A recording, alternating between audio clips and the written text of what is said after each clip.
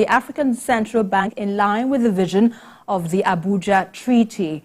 President Tinubu addressed leaders at the 37th Ordinary Session of the Assembly of Heads of State and Government of the African Union holding in Addis Ababa in Ethiopia. President Tinubu said his administration will engage the African Union Commission in collaboration with member states to ensure that the bank takes off as scheduled in 2028.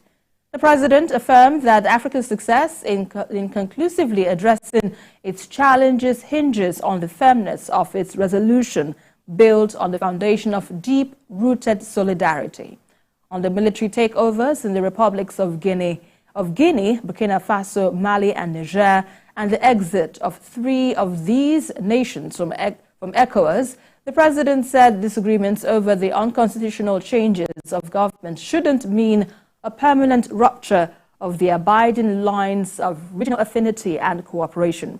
The president used the occasion to extend invitation to the Africa Counter-Terrorism Summit scheduled to take place in April later this year in Abuja.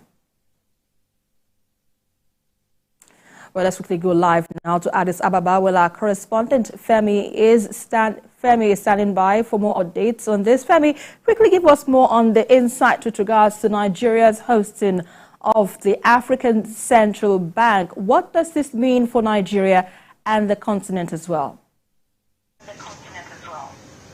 Well, it means a lot for Nigeria, but first, on the continent, it means the African Union has been able to galvanize that political will needed to strengthen and get the consensus needed to form a financial institution for Africa. This would also ensure that African countries have where they can run to when they're in need of finances. It would also help them to be immune from the International Monetary Fund and other global monetary financial institutions who a lot of people have described as Shylocks because their terms and conditions are not favorable to poor and developing countries. This Central Bank for Africa would put into consideration the needs of Africa, the peculiarities of Africa, and in terms of giving out loans, interventions, and help to African countries, it would also ensure that all of these interventions are not cutthroat interventions that would also help Africa develop holistically. Beyond these, President Bola Tinubu also, talked about his administration's policy, education policy, which he says aligns with the theme of this year's African Union Summit.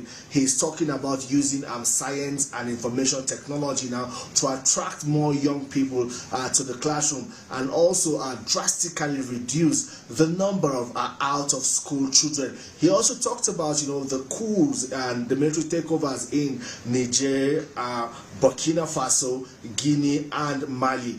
We know how President Bola Tinubu has been involved in negotiating to ensure that democracy is restored in all of these countries, and we also know that West Africa has that reputation as the cool belt of Africa. So President Bola Tinubu is saying, well, in spite of the military takeovers, ECOWAS, and indeed him as the chairman of ECOWAS, is still ready to talk and negotiate and see how indeed they can reach a middle ground and work things out, because now that they have some of these countries have pulled out of ECOWAS, he says it's at the detriment of the people in all of these countries, and as the chairman of ECOWAS, he also has that responsibility to ensure that the citizens within the regional blocs have good, better lives, and indeed their living conditions are improved and have access to basic things, and also their fundamental human rights upholded. So he's saying that, well, the door is still open and he's at the negotiating table ready to meet with them, to dialogue with them, and see how all of these issues can be resolved amicably and democracy and democratic governance restored in these countries. Esther. Yeah, and in uniting all member states of the African Union, talk to us about how the African Union helps tends to bring all regional bodies together to ensure that there isn't any division as we see in ECOWAS. What are you hearing? Sorry, please repeat your question, Esther. I didn't get that clearly. I'm asking what African Union doing to reunite member states who have fallen apart of each other in ECOWAS, and anything you hear in regards to ensuring that there is a unity within member states in African Union and of course regional bodies like ECOWAS?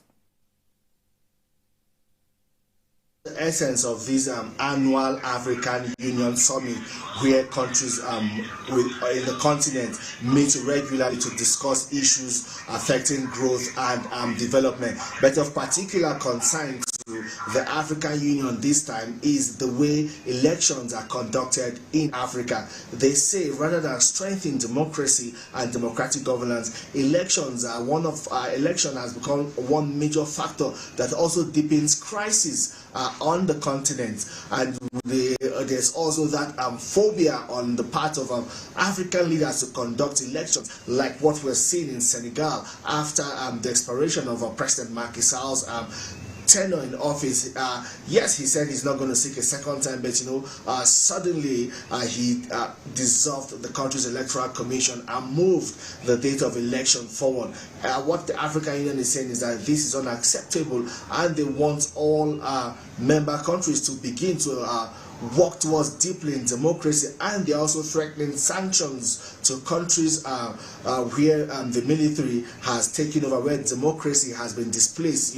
Anytime this happens, these countries are usually suspended and even isolated within this continental bloc. So they are looking forward to deepening regional cooperation among African countries, and also trying to bring back that renaissance that once existed in Africa, especially during the apartheid regime. But they say what we have now is just a lot of countries in the region working in silos, looking the other way, while some other member countries are facing one disaster or predicament or the other. What they are asking for now is that regional support and collaboration to help move the continent forward. Esther. Well, that's where we leave it for now. Our correspondent live for us from Addis Ababa, Femi Akonde. Thanks a lot.